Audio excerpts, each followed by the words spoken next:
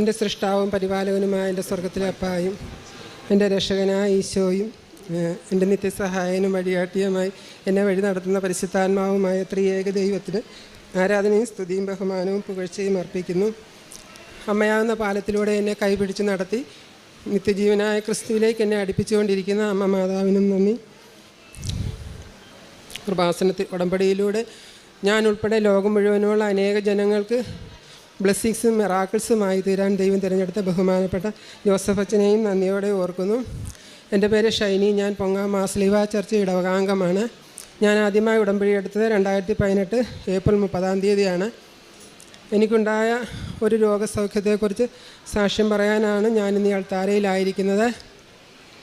2019 ജനുവരിയിൽ എനിക്കൊരു വയറുവേദന വരികയും സ്കാൻ ചെയ്തപ്പോൾ യൂട്രസിൽ തടിപ്പും ഫൈബ്രോയിഡും ഉണ്ടെന്ന് മനസ്സിലാവുകയും ചെയ്തു. ഡോക്ടർ പറഞ്ഞു യൂട്രസ് എടുത്ത് കളയണമെന്ന് പറഞ്ഞു. പക്ഷേ എൻ്റെ കുട്ടികളന്ന് കുഞ്ഞായിരുന്നതിനാൽ എനിക്ക് അതിനുള്ള സാഹചര്യമല്ലായിരുന്നു. ഞാൻ ഇവിടെ വന്ന് മാതാവിനൊരു കത്തെഴുതിയിട്ടിട്ട് ഞാൻ പോയി.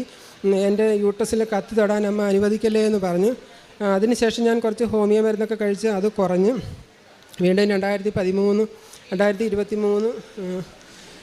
ജനുവരി മെയ് ഒക്കെ ആയപ്പോൾ എനിക്ക് ഒരു ക്യാൻസർ എന്നുള്ളൊരു സൗണ്ട് പലതവണ ഞാൻ കേട്ടു. ഉള്ളിൽ നിന്ന് ശക്തമായൊരു പ്രേരണയുമുണ്ടായി, നീ പോയി സ്കാൻ ചെയ്യുന്നു. അപ്പം ഞാൻ കുരിശ് വരച്ച് ബന്ധിച്ച് പ്രാർത്ഥിച്ച് ഈശോയെ അങ്ങയുടെ നാമത്തിൽ അങ്ങനെ ആർക്കും സംഭവിക്കാതിരിക്കട്ടെ എന്ന് പറഞ്ഞു. അതിനുശേഷം ഞാൻ പോയി സ്കാൻ ചെയ്തപ്പോൾ ഡോക്ടർ പറഞ്ഞു യൂട്രസിൻ്റെ വായിൽ ഇൻഫെക്ഷൻ ഉണ്ട്, നമുക്ക് അതിൽ നിന്ന് സ്മിയർ എടുത്ത് കൊടുക്കണമെന്ന് പറഞ്ഞു.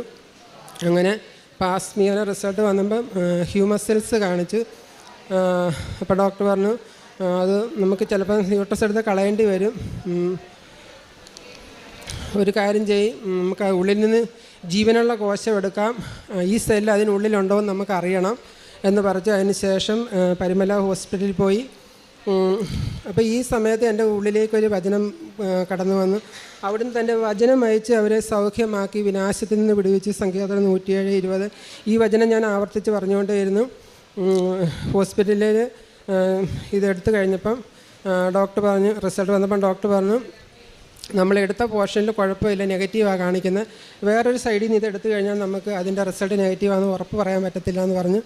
അപ്പോൾ ഞാൻ ഡോക്ടറെ എൻ്റെ യൂട്രസും ഓവറി എടുത്ത് കളഞ്ഞതിൽ ഇപ്പോൾ റൈറ്റ് ഓവറിലും ഒരു സിസ്റ്റ് ഉണ്ടെന്ന് പറഞ്ഞായിരുന്നു. അതിനുശേഷം ഡോക്ടർ പറഞ്ഞു നിങ്ങൾ 4 മാസം കഴിഞ്ഞ് വാ, നമുക്ക് അന്നേരം നോക്കാമെന്ന് പറഞ്ഞു. അപ്പോൾ 4 മാസം കഴിഞ്ഞ് വീണ്ടും ചെന്ന് HPV LBC എന്ന് പറഞ്ഞ 2 ടെസ്റ്റ് ചെയ്ത്. അപ്പോൾ അത് 2 നെഗറ്റീവാണ്. അപ്പോൾ ഡോക്ടർ പറഞ്ഞു ഒരു കാരണവശാലും പേടിക്കേണ്ട, അതിൻ്റെ ടെസ്റ്റ് 2 നെഗറ്റീവാണ് വന്നിരിക്കുന്നത്, നിൻ്റെ ആ ഇൻഫെക്ഷൻ തനിയെ കരിഞ്ഞു പൊക്കോളുമെന്ന് പറഞ്ഞു.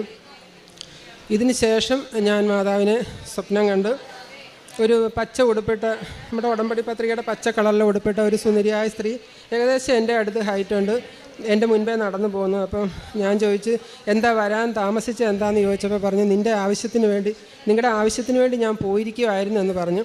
കുറച്ച് ദൂരം എൻ്റെ മുന്നേ നടന്നു കഴിഞ്ഞ് പെട്ടെന്ന് ലെഫ്റ്റ് സൈഡിലേക്ക് മാറി ഒരു വീടിൻ്റെ സിറ്റൗട്ടിൽ ഇരുന്നിട്ട് എന്നെ വല്ലാത്തൊരു കരുതലും സ്നേഹത്തോടു കൂടിയുമുള്ളൊരു നോട്ടം എന്നെ നോക്കി. നല്ല സുന്ദരിയായ ഒരു സ്ത്രീ, അത് ആരാന്ന് എനിക്ക് മനസ്സിലായില്ല, മുഖം നല്ലപോലെ എൻ്റെ മനസ്സിൽ പതിഞ്ഞു, നല്ല സൗന്ദര്യമുള്ളൊരു സ്ത്രീ ആയിരുന്നു.